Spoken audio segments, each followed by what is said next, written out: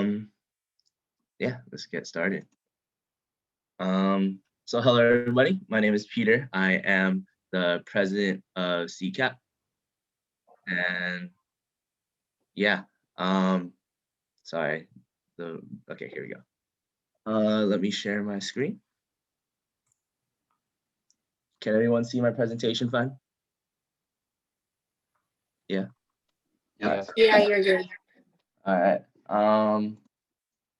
So yeah, if you guys don't know, SEACPP is the structural focus club on campus. I've seen most of you guys here already, so you guys probably know that. Right now, during just COVID and everything that's going on, we decided to make membership free. All you have to do is put your name and some other information into a sign-in sheet that should be going in the chat sometime soon. And yeah, what this membership does is it gives you opportunities that we give out, such as the eligibility for our t-shirt raffle, which is something we started this year since we can't provide you with food. What that is that we will look at the sign-in sheet that you guys are signing right now, put it into, like a randomizer, and whoever comes out will get a free t-shirt and we'll message you. Next, we also have our tech tours and socials. That's self-explanatory, you guys have seen that. Yeah, we have a few socials coming up actually. So yeah, you also have, sorry. You also get our job offers, which we get a lot from clubs, also scholarships as well. Last week, Simpson Strong Tie offered us some scholarships that you would be eligible for. So yeah. Oh, also, you also are eligible for any exclusive packages that we have. One of those being is the swag packets that Simpson Strong Tie gave us last week. So if you guys are interested in getting the swag packet from Simpson Strong Tie, there should be a form coming in the chat right now. If you can fill that out, it's completely free, and we will get back to you about the swag packet. What the swag packet includes is a note packet, some hand sanitizer, some snacks, and I believe a USB splitter as well. So yeah. Next, at SEACPP, we encourage you guys to join SEACPP. This is the national version of our club. Through this club or through this organization, you'll be able to also connect to professionals, not just students like me. And yeah, you'll get to see more professionals in action, get more advice from professionals. Right now for students, the membership is free for 2 years. And we actually have an upcoming SEACPP event coming from Cal Poly SLO Structural Forum. It's on February 27th from 9 to 11:30 a.m. My secretary, Yasmin, probably sent an email out about that. But if you want to learn more information, contact me at seacpp.pres or Yasmin. All right, Trem, would you like to talk about the game night? Yeah, so we're gonna have a game night on the 27th on Saturday from 7 to 9 p.m. So we're not gonna start right away at 7, but we usually just kind of hang out in our Discord. So you guys should definitely join our Discord, so just socialize and then play Jackbox. All right, sounds good. All right, next we have Engineering X. As you guys know, a lot of PSWC teams are preparing right now, and we are connected to one of them, which is Engineering X, in which we create an obstacle course that can withhold a certain amount of weight and is fully functional. We meet at 7 to 9 on Saturdays. We're nearing the end of our design process since it is due on February 26th, but we still are accepting members. So if you guys just show up on Saturday, 7 to 9 through the same Zoom link or contact me, yeah, you're free to join. So yeah. Lastly, go ahead and follow our social media. Everything is the same username at SEACPP, really simple. Through this, you'll be able to get our announcements. Any opportunities that we have will be on these pages. So yeah, Facebook, Instagram, And we also have a Discord for our events. All right. And that'll be all. Jazz, would you like to introduce our speakers? Oh, yeah. Hello. My name is Jasmine, and I'm your vice president, and I will be introducing to you today Kiana and Johnny from KPFF. Hello, everyone. Hello. I will go ahead and share my screen to begin our presentation. Can you guys see my screen? Thumbs up? Yep. Yep. Perfect. Alrighty. So hello, everyone. As Jaslyn introduced us, my name is Johnny, and my co-host today is going to be Kiana. I am an EIT. I went to Cal Poly Pomona, like all of you, graduated in 2019, and went to UCLA for my master's program, graduated in 2020, and I've been at KPFF since July, beginning of July. I did an internship before I got into KPFF, did an internship with a general contractor, and then I got into, I joined KPFF. Kiana? Hi, everyone. My name is Kiana Sarad. I also have a very similar background of that of Johnny's. I also went to Cal Poly Pomona, got my bachelor's degree in civil engineering in 2019. And between my bachelor's and my master's, I did an internship at KPFF. And then I went to UCLA to get my master's and graduated this past June of 2020. I've been working at KPFF for the past 7 months now. I also started in July. And my previous work experience before KPFF, I interned for about 2 years at a city job. So that's kind of my background. So today we're going to talk about our own firm's background, some of the structural projects that we are on, our own personal experience, any career advice we have for everyone, and internship opportunities at KPFF. Alrighty, so a lot of the questions that we normally get is, you're working at a big firm. Do you feel lost all the time? Do you feel like there's a lot going on? And do you get attention from your managers? And so KPFF is really good at that, because the way we structure our office is divided into different subgroups, and that really helps organize the workflow and keep everybody included and involved. So as you can see, our teams are, we have 10 teams, and this pertains to the LA office. So our office is divided into 10 teams. The first team number 1 is the principal teams. It's basically the higher ups in the firm.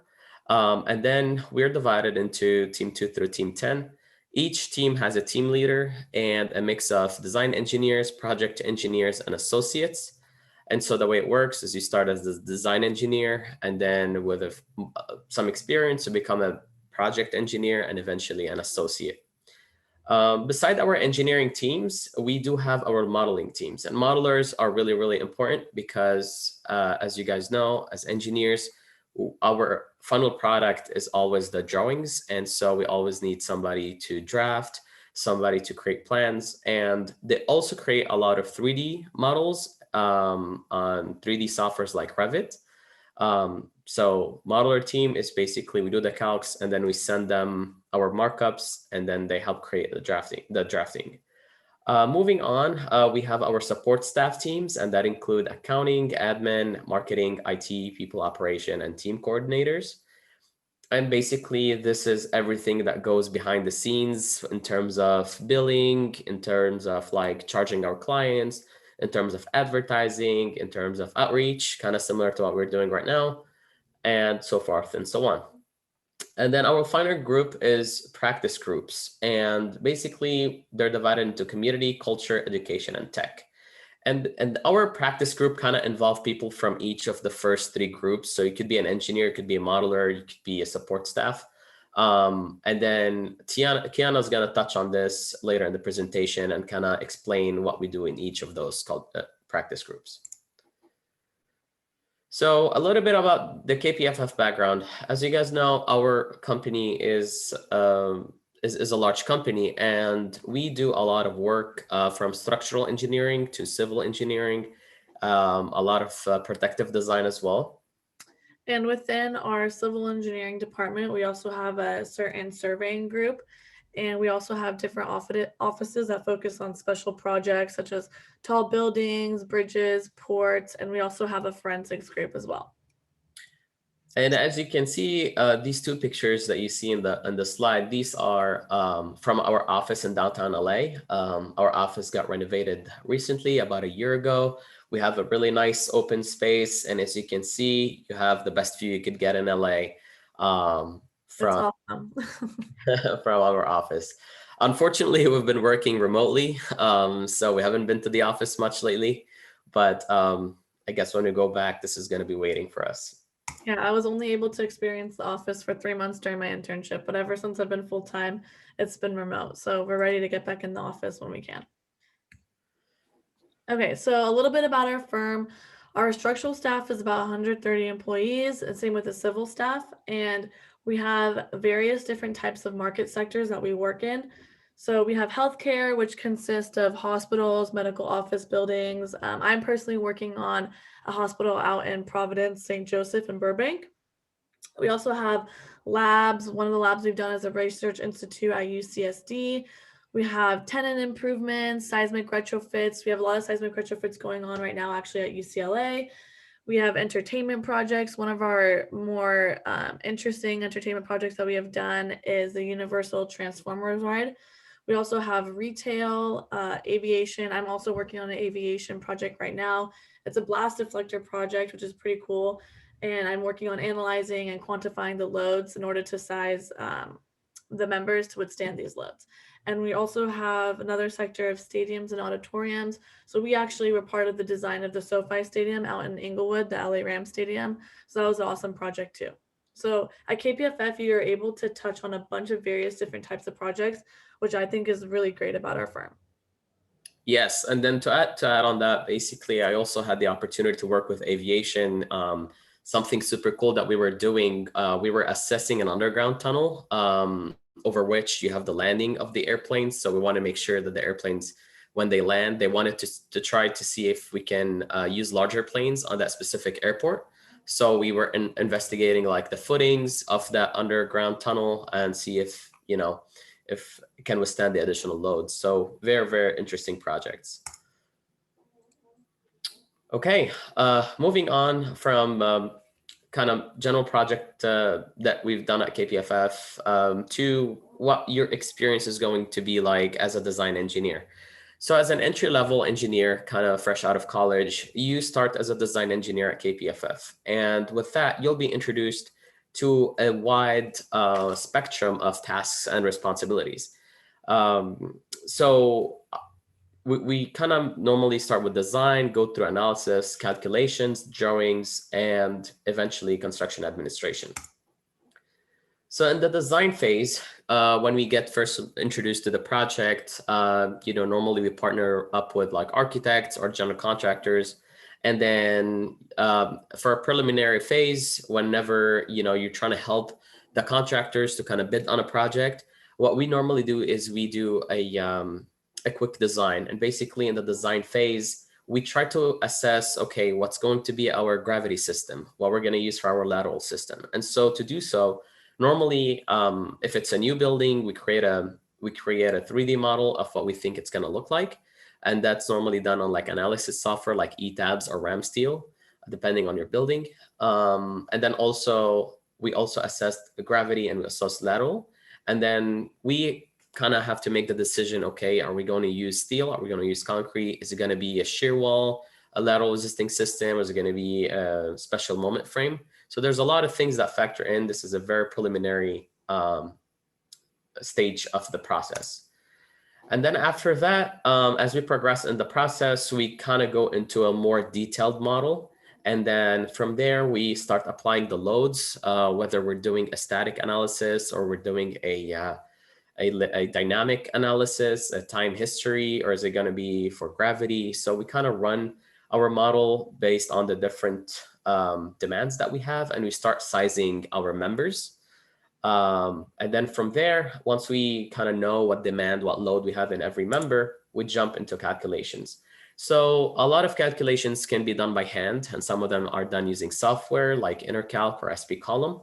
But a lot of times you do have to do calculations when you're doing connections and detailing. This is where you have to check that your bolts are okay, your plates are okay, make sure you're developing rebar in a concrete column and beam and so forth and so on. And after our calcs, we kind of turn our calcs into our drawings. So our drawings are our final product. This is what matters the most. This is what we're going to be submitting to be permitted. So our calcs kind of support our drawings. And obviously this is going to be the most important part of the overall project because this is what's going to be built in the field. And how our office kind of works is our engineers, we don't actually draft all of the drawings. We draft up markups and we send it to our in-house drafters or modelers, or we do it externally.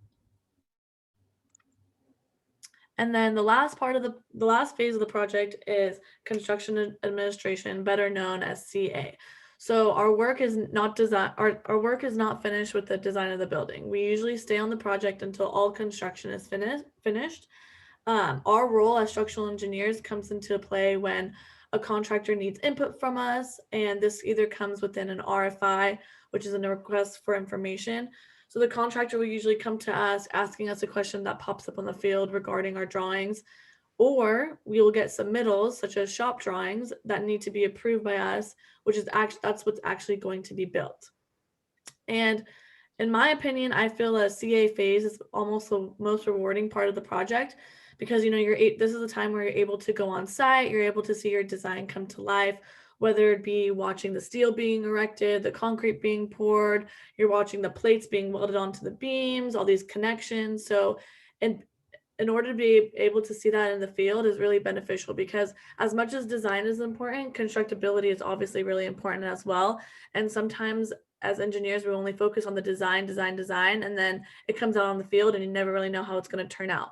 So in order to connect those two together, being on site and seeing all this happen is very beneficial.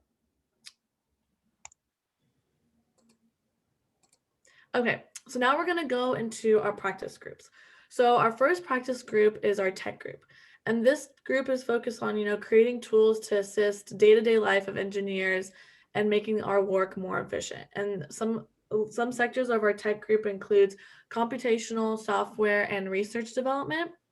So some examples of this, like we have full libraries of Excel spreadsheets in order to make our structural calcs easier.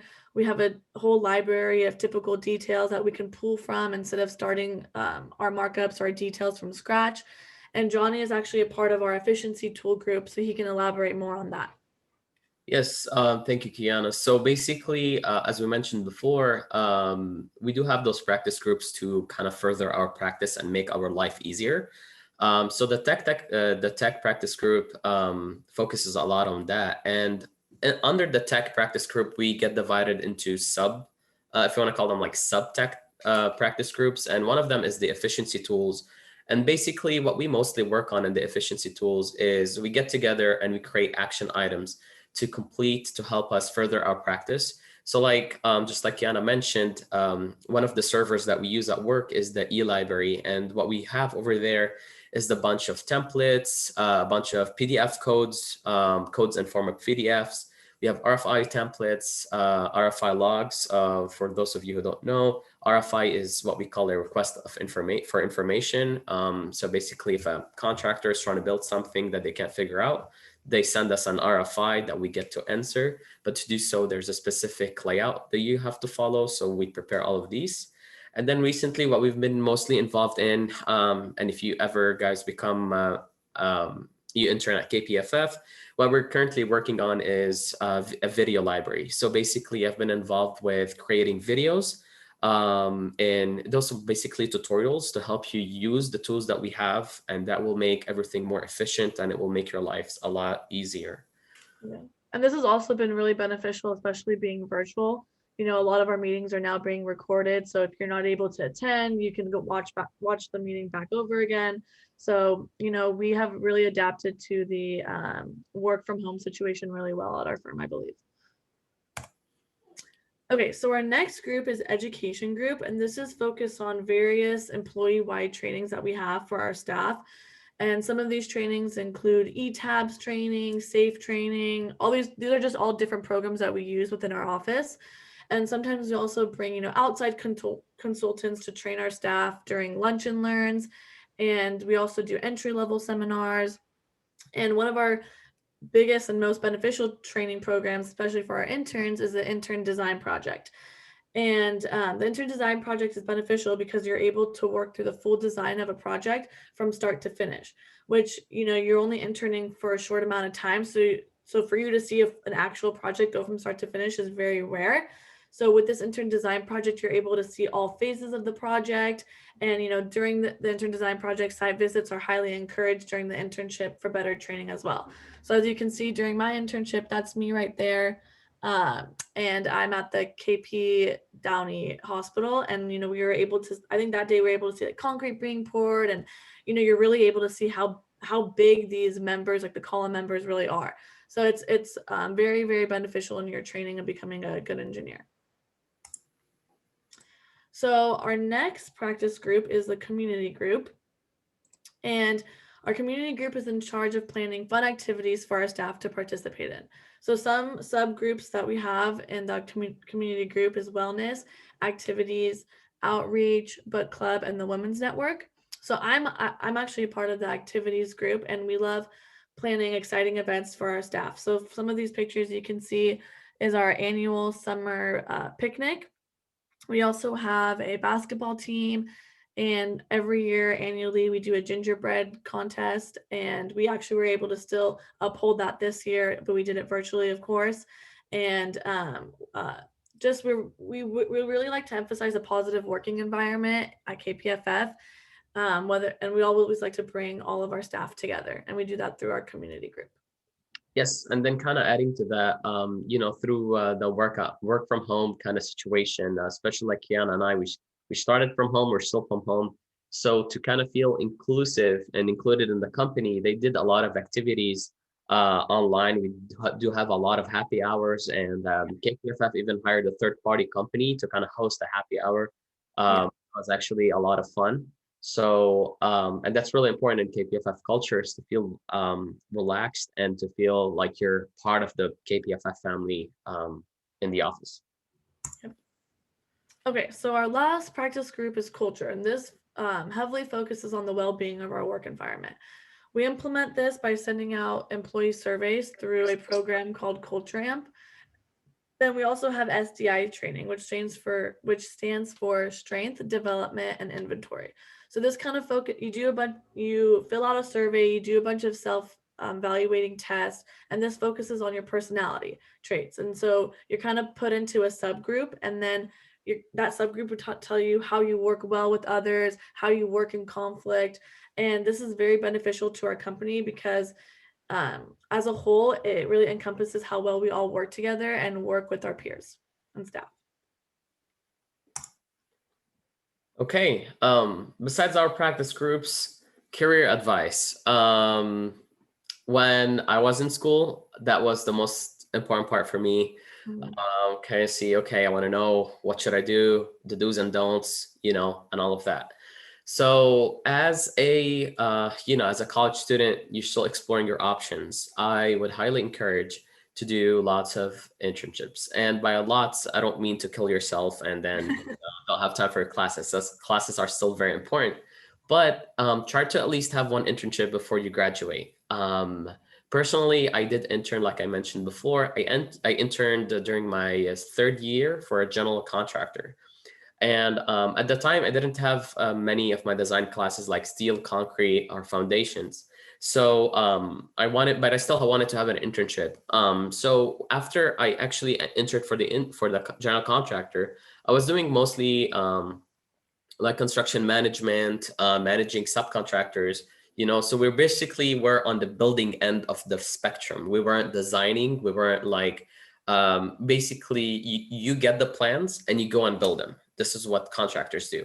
So I did enjoy my internship a lot, but it kind of was an eye-opening for me that, this is super cool, but I think I want to try to be on the design side. I want to be the one making the decisions. I want to be the one, taking responsibility for the design and so forth and so on. So had I not had this internship, I would have missed on the opportunity of figuring that out at an early stage. So this is why I really encourage having any sort of internship, because it will help you narrow your options and kind of like take you straight to your goal. Besides internships, I would highly encourage you to look into master's programs. Our industry is very competitive, and you're going to be competing against a lot of people for that one position, for that internship, or for that entry-level position. And having a master's program really makes you stand out and gives you a leg up on a lot of things that we actually do in the office. We're involved in large projects, and those projects normally require a lot of things that you learn in a master's program.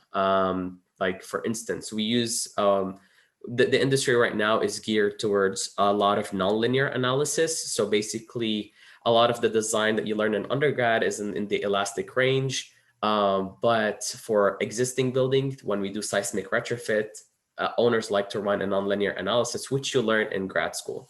So that's one of the example of the things that you could use, and that would really give you a leg up. It will help you understand what you're doing, and it will help you take you further in your career for sure.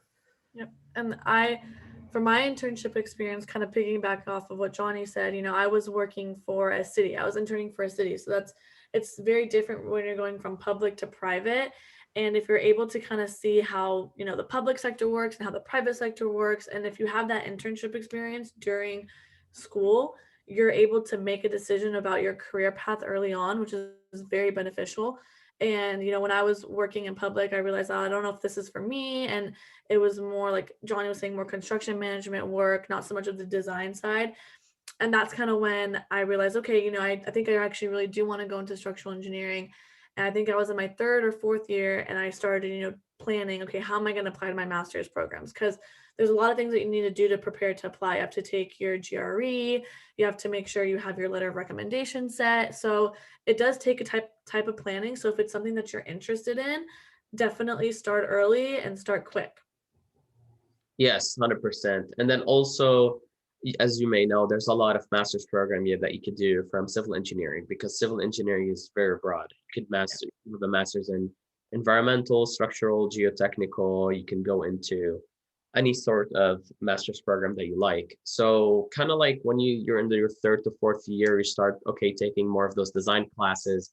Okay, well, do I like this? Do I not like this? And then this, like your steel course, your concrete course, your timber, if you happen to take that, or foundation, those are going to be good indicators for you to understand if this is what you like. Because if you do like them, then you probably want to be a structural engineer.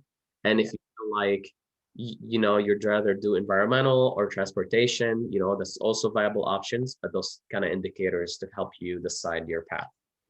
Yeah. But did you have anything to add, Kiana? No, keep going. Okay. Besides master's program, get involved in programs on campus, and that includes joining SEACPP, joining SteelBridge, joining ERI, the ASCE. All of those are really, really important. Like part of ERI, you get to run a time history, like an actual ground motion, actual earthquake to your structure, and you get to assess whether it's gonna survive or not. And that's actually something we physically do at work. We do that in a lot of computer softwares where we run the ground motion, and we actually see if our structure is gonna withstand, and if not, then what's gonna be the retrofit scheme. And that's something that you see in those clubs, because they do something very similar, put the structure on a shake table, except that we actually don't put the structure on a shake table. We run that on the software, but I guess putting on a shake table would be a lot cooler. But yeah, it'll be really important to get involved in things like that. Yeah, when I was an undergrad, I was part of ASCE, SEACPP, and I also was a part of Chi Epsilon. I was the vice president for a year. And that was great because I was able to meet so many industry professionals. I heard about KPFF and their internship opportunity through the Chi Epsilon Career Fair. So just get involved as much as you can, because you're really able to see how work in engineering really is like in industry. Yep. So basically that kind of leads to the next step is expand your professional network as much as possible. Attend career fairs, attend social networking events. I know these are kind of difficult to attend nowadays because of COVID, Yeah. but believe it or not, people are going to remember your face. They're going to remember your name. So if they see you a few times at career fairs, once they're going to see their application that you applied for a certain position, they're going to remember you. They're going to remember the things you probably talked about and what stood out in you. So it's really important to make an impression. I personally, at UCLA and even at Cal Poly, I saw KPFF like 3 or 4 times. Yeah. It happened to be the same exact person every single time, where to the point where she recognized me like from a mile away. Oh, I know you, you know? So that's really important to know, because there's going to be a lot of applicants, and making that first impression and being able to expand your networking, basically your network, your professional networking is really, really important. It brings you a lot of opportunities. Okay. Besides, and before we move on, kind of like, we're going to leave a lot of room for questions. If anybody has specific career advice questions, we'll answer more as we end the presentation. Okay, so some internship opportunities at KPFF. So we are currently hiring summer interns. So last summer we had around 10 to 15 interns. It was a virtual internship. Actually, Bryant on the call, he was part of our internship. So Bryant, if you want to speak up to how your experience was at KPFF, feel free to. So we are still doing that internship this summer. TBD whether it's going to be virtual or in office, we're not sure yet. But we would love for you guys to apply. We are currently hiring. So if you're interested, I highly recommend applying now. Don't wait. We have the link on our slide, but I can also put it in the chat as well. And feel free to reach out to me. My email's below if you want any more career advice or to chat about more about my experience. But we'll also be on the call for like the next 20 minutes as well, so we can discuss more. And kind of adding to that, a lot of people last year were discouraged because, you know, the internship was online, and a lot of people felt like, what am I going to do online? I'm not going to learn anything, right? It is really not the case. It's totally actually the opposite, because especially now more than ever, because we've adapted the situation. We've been doing this for almost a year, unfortunately, with the pandemic, but we were now more ready than actually last year, and our interns really felt well-rounded and did not feel left alone. As you start at the beginning, you will need a lot of assistance, and that's something KPFF accounts for and plans for. There will be a lot of check-ins. There will be a lot of seminars, a lot of training, and to get you ready. And although we're physically apart, it will be really easy to reach out to people, because like we use programs like Microsoft Teams, where you can just pin someone and just have a call or have a chat right away. So yep, don't get discouraged. There's a lot of opportunities. Just go ahead and apply, and it'll be great. All right, if you have any questions or any discussions you have, I don't know, Bryant, if you want to kind of talk about your internship experience at KPFF, because you did it virtually, feel free to, but you don't have to. Yeah, I'll add to that. Just want to say, yeah, like it was a really great experience, even though it was virtual. Through my experience, I did learn a lot. Like they were mentioning earlier about that project that we had to do.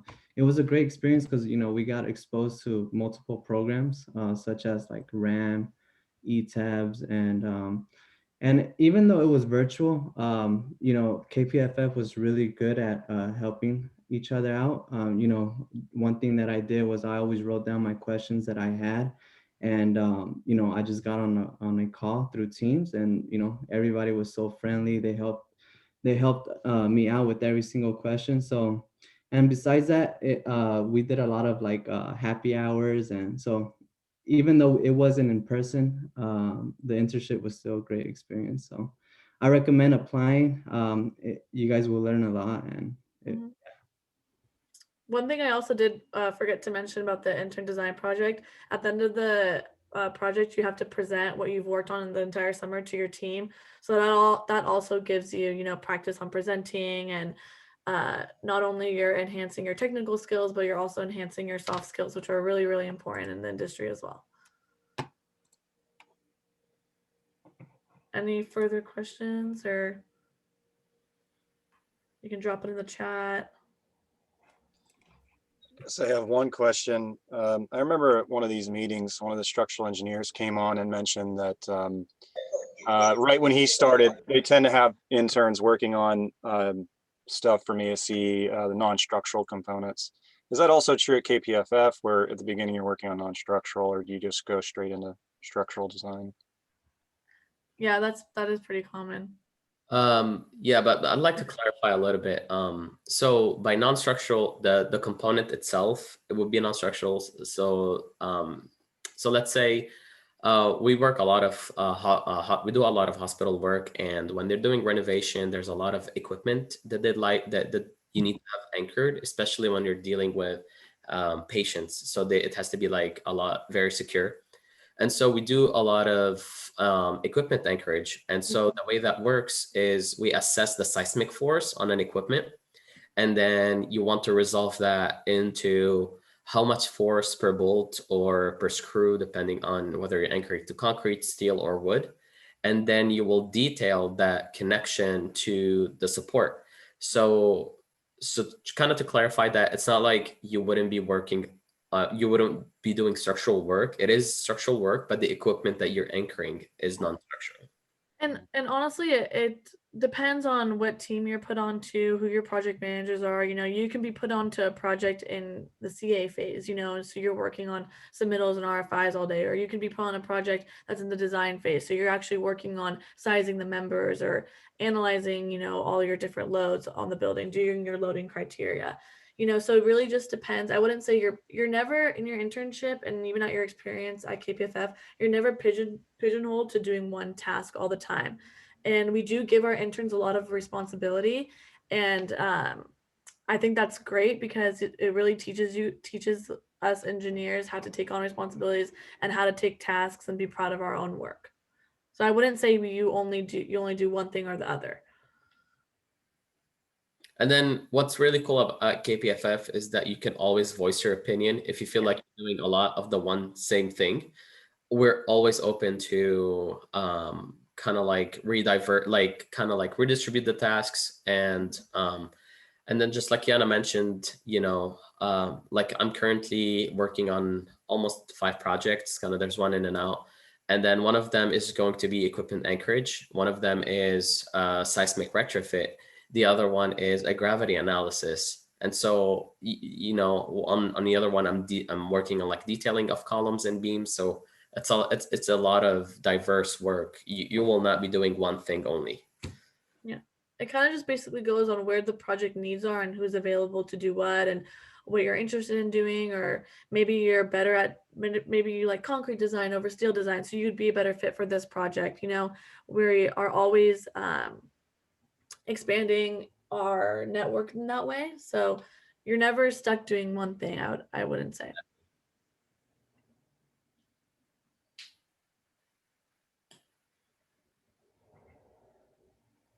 Any other questions? I have a Yeah, question. I have a question. Oh, you can go ahead first. I'll wait. Okay, I was gonna ask, were you guys asked any technical questions when you applied to your internships or to your job? And if you have any recommendations how to prepare for the interview? Okay, yeah, almost every structural engineering, either full-time position or internship, you're gonna be giving a technical test. It's kind of like an overview on just everything about structural engineering. I don't know how to say if you would study for it. I don't know, Johnny, you take on this one. So basic, and that's kind of standard in the structural engineering world, whether it's KPFF or other firms. During my interviews when I was applying, I did take a test for KPFF and either other firms. And then basically, really what they kind of look for in those exams, they want to know how you think about things and why you think about it this way. Could ask you a question about something that you have no knowledge of, and then and then, okay, we'll start kind of giving you hints, trying to see how you would think about it.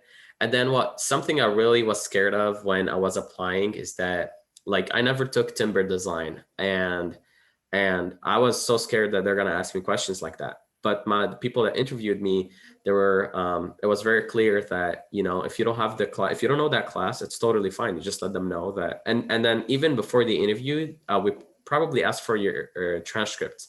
So by then we already know what you took and what you did not, and what to expect from the interview. So it's normally general questions that you've seen in your classes. They're very broad, it's nothing very specific. They're mostly very broad questions, like something about steel, something about concrete, how a member is going to deflect, that kind of stuff. They're very broad questions. Yeah, Yep. You're never gonna need a calculator and a program to solve a problem. No, this is not the intent. A lot of the time it's like we're talking through the problem. Also, we kind of want to see where your thought process goes and that kind of stuff. With that being said, how long did this entire interview process take? Like, it's about so our interviews are about 2 to 3 hours. Okay. Yeah. So we do, part of the interviews, talking about KPFF, similar to what Johnny and I just did now, talking about the projects that we do. And then, we have our technical test, and then we just ask you kind of personality questions just to get to know you. Okay. And then if you're in the office, you get a tour of the office as well. Yeah. Oh, true. nice. Yep.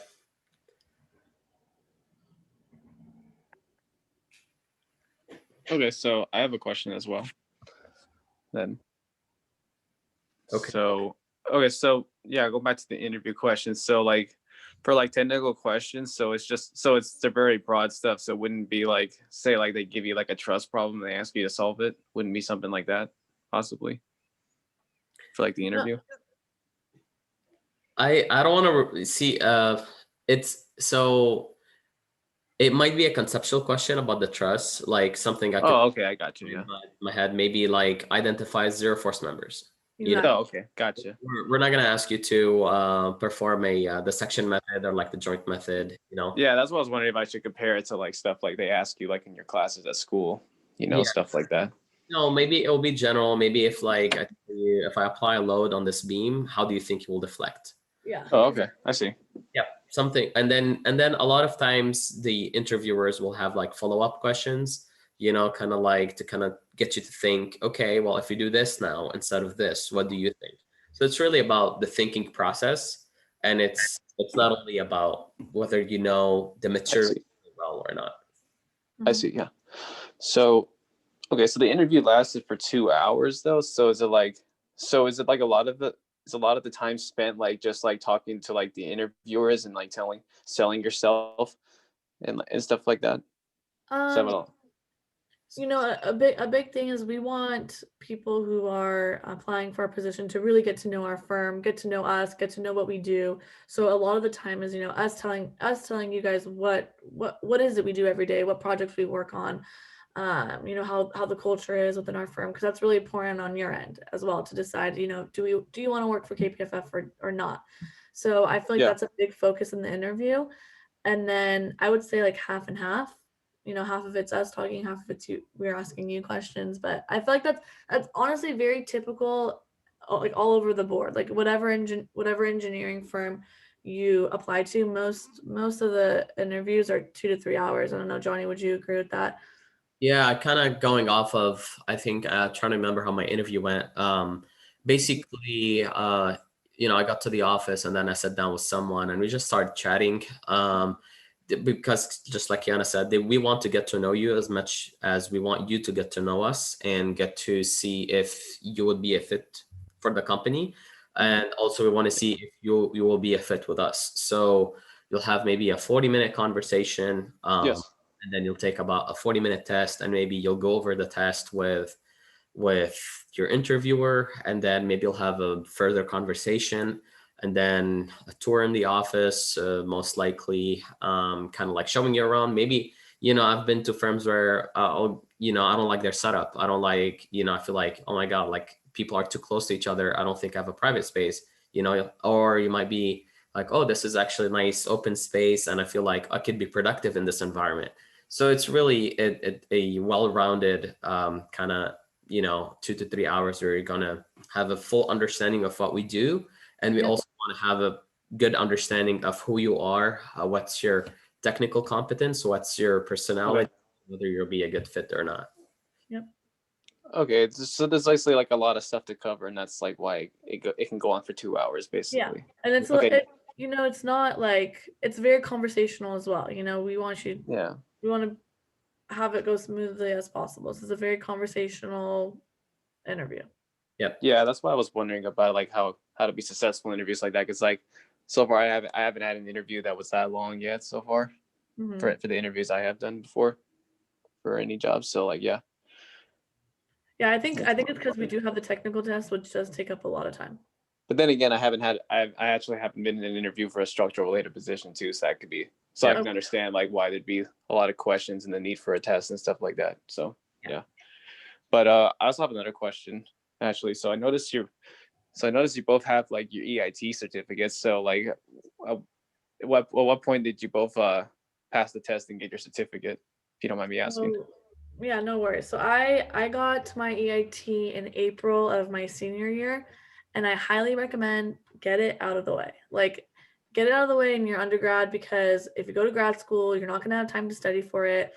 It's not the most difficult exam, but you need to study for it. I obviously highly encourage you studying. And when you're an undergrad, you have all the information fresh in your head. So I don't recommend waiting until after you graduate. I recommend either getting it, end of junior year, beginning of senior, or in the senior year. That's my input. Yeah, for my case, basically, when the year graduated, I still took summer, so I had a few classes left for the summer before grad school. So I took it right after I finished that summer semester. So yeah, just like Kiana said, it's not the most difficult exam. And then I personally, the way I prepared for it is Cal Poly used to offer this one prep course to it. The instructor's name was I think it was Lamiento who was teaching it, wasn't it? No, I think it was a former student, the one I took. I remember actually I took that before actually like last year. It's before COVID. Yeah. Right. Because I started reviewing for that test for the test as well, and I'm in my junior year right now, so like that's why I was already planning and like taking it before I graduated. So yeah, I highly recommend doing that. Yeah. The crash course is not necessary, but if you're someone like me who doesn't like to have to go and venture out and see what's important, what's not by yourself, like I just took the class and it really helped me like kind of speed up the process of preparation. But it by no means it's not a hard exam. It's not. Yeah. I see a question in the chat. Will you both be going for your PE and maybe SE? And does KPFF encourage this? Yes, Johnny and I are actually currently studying for our PE 8-hour national exam. So how that goes is you can take the national exam after you have your EIT and you graduated from undergrad. You can take it right away. You don't need the 2 years of experience anymore. So, I mean, it's been pushed back so long because of COVID. That's why we haven't taken it yet. But we're in the process of studying for that right now. And then after that, you have to wait 2 years of experience in order to take your seismic and surveying part of the PE, and then you can get your license. And then I think you have to wait for 5 years additional experience to take your SE license. So KPFF definitely does encourage it. We have many SEs in our firm. So we have a lot of resources for studying, for study materials. So it's definitely something really important that they want us to obtain. Yep. And then if you get your master's program, so the national exam, like Yana said, you can take it right away after you have your EIT. But if you have a master's program, the master's year counts as 1 year of experience. So right now for the both of us, like we did a master's, so it counts as a year of experience. And then we're taking the national in April. And then by the summer, we'll become eligible for the seismic and the surveying. So if you get your master's, you get a year of experience. So that's on the plus side. Will it count? Ooh, I don't think so. I don't think so. Business. Has to be a technical degree. Yeah, I don't think it can be in business. Oh, we didn't read the question. The question says, will it count if the master's is in business? Yeah. And yeah, Um, I don't think it does. Yeah, so because I know a few of my friends that graduated like 2 years ago, and they're actually studying for the MBA instead of getting a civil engineering Uh-huh. master's degree. And I'm still trying to figure out why they did it, and they just said it would open up more opportunities. Would you know more about that? Like if or do you know honestly, anyone in your firm that actually took like an MBA instead of? so I personally don't know anyone in my firm, but I do know I have a friend who did civil engineering, and he went back to Cal Poly to get his master's in business. And really it just depends on where you want your career path to take you. Do you want to go into a more heavily design structural engineering firm, or do you want to maybe go on construction management and you need to know how to manage a business? That's why you want to go back and get your MBA. So I think it really depends on you and what you want your career path to look like. That's my best advice. Yeah, I agree with Kiana. So for us, starting as a structural engineer, a master's in structural will be really important for you. Yeah. And then as you become a manager, at least at our firm, I understand that there is a lot of training to help you like manage how to budget a project, how to manage how many hours I'm gonna need on the project, how to build a client, and so forth and so on. So you'll eventually get that training. But if you're geared more towards, let's say, construction management, I think an MBA in that sector will be good, will be better for you. Mhm. And then one question we got for people who did not read the chat, the master's degree at UCLA is 1 year. Yeah. I think that goes for most schools. I know UC San Diego has a 4-quarter program Mhm. of 1 year. I know at Cal Poly Pomona, it's about 2 years. Yeah. Yeah. So UCLA is 1 year and it's 36 units. Capstone. Okay, Johnny and I, we went the capstone route. We didn't do a thesis. In order to figure out which one you want to do, thesis is definitely heavy in research. If you want to maybe get a PhD, I would recommend going in the thesis route. But if you want to go straight into industry after your master's, I would recommend going the capstone route. Yeah, if you're doing exam, it could take a bit longer than a year, and that's because a lot of times the labs are booked, and by the time you get to test your research, because you do testing in the lab, it could take an additional quarter or so. But that doesn't mean that you can't start working. I know someone who's wrapping up their thesis and they already have a job, so you can do that. And then if you're thinking about a PhD, so a lot of people do get into thesis in the masters and kind of carry out that thesis to do a PhD in that. So that's Yeah. also.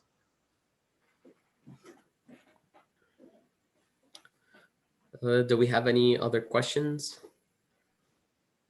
Okay, I guess I have one. Yeah. So like, we're on the subject of master's degrees. You think it's like essential or like super necessary for anyone who goes into structural to have a master's, or do you think it's like it's up to the person and what their career goal is? It depends what kind of sector of structural engineering you want to go into. If you want to be working for a really big firm, such as KPFF, who does touch on big projects like hospitals, big steel projects, big concrete projects, it's very highly beneficial and highly recommended to have a master's. Most of our fresh design engineers, they all have master's degrees. If you want to work for a smaller firm that does, residential, some commercial projects, a master's degree might not be necessary. So it depends on what you want to, what type of projects you really want to work on. And yeah. And part of this is not only kind of by what Kiana is referring to by the size of the project, that kind of goes to when you're dealing with larger buildings, you're mostly concerned about their lateral system for like earthquake and wind. And especially if you're designing in California, seismic is a very important component that you have to design for. And I know from experience in undergrad, we don't really touch much on these subjects, but your master's program will be mostly focused on these things. But if you're dealing with like residential, 1 to 2 story tenant building, it wouldn't be as crucial. it will be, I guess, simpler to do. You still have to design for lateral forces, but it will be a bit simpler than that. All right. We can probably take like one more question and we're gonna have to log off. Okay.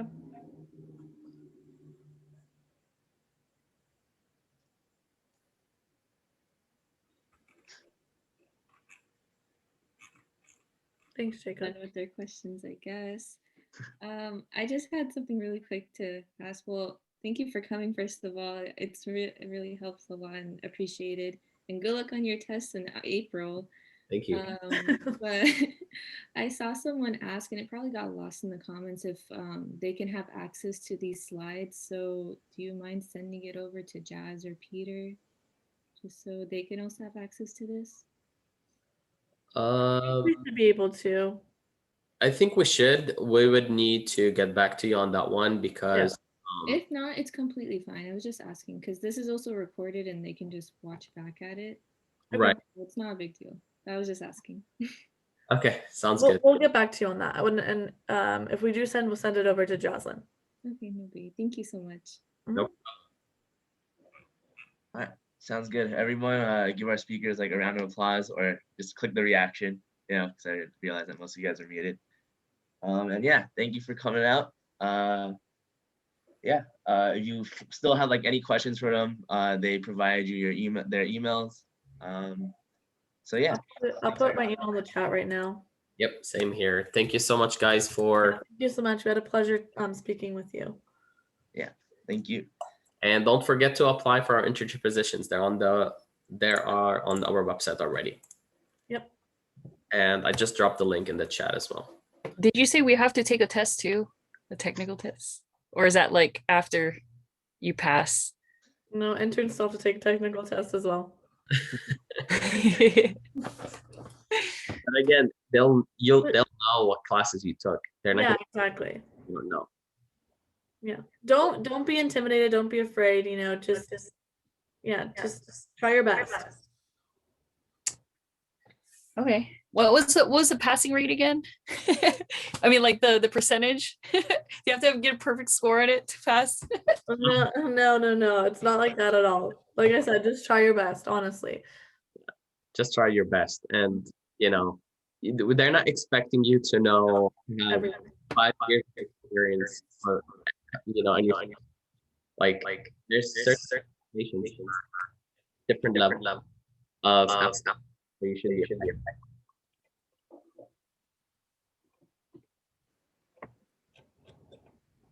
Okay, thank you. All right. Thank you guys. Thank you. Thank you so much.